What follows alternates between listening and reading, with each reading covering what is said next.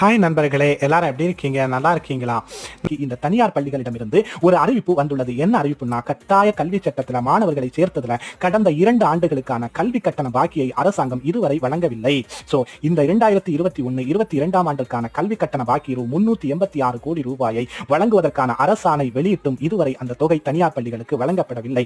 கல்வி ஆண்டினுடைய கடைசி நாட்கள் வந்த பின்னரும் இதுவரை கல்வி கட்டண பாக்கியை தராததால் தனியார் பள்ளிகளுடைய ஆசிரியர்களுக்கான மாத சம்பளம் தர முடியாமல் பள்ளி நிர்வாகிகள் மிக வருத்தத்தில் உள்ளனர். அதனால இந்த வரக்கூடிய இந்த உரிய கல்வி கட்டண பாக்கியை உடனடியாக தர வேண்டும், இல்லை என்றால் நடைபெறக்கூடிய இந்த நாடாளுமன்ற தேர்தலை தனியார் பள்ளி நிர்வாகிகள் புறக்கணிப்பார்கள் என்றும், தனியார் பள்ளிகளுக்குரிய கல்வி கட்டண பாக்கியை கிடைக்கும் வரை வரக்கூடிய கல்வி ஆண்டிற்கான 24-25 இலவச கல்வி கட்டாய சட்டத்தில் இந்த RTE சட்டத்தில் மாணவர்களை சேர்க்காமல் அனைவரும் புறக்கணிப்பது அப்படிங்கிற முடிவை இந்த தனியார் பள்ளிகள் கூட்டமைப்பு எடுத்திருப்பதாக அவர்கள் தெரிவித்திருக்கிறாங்க.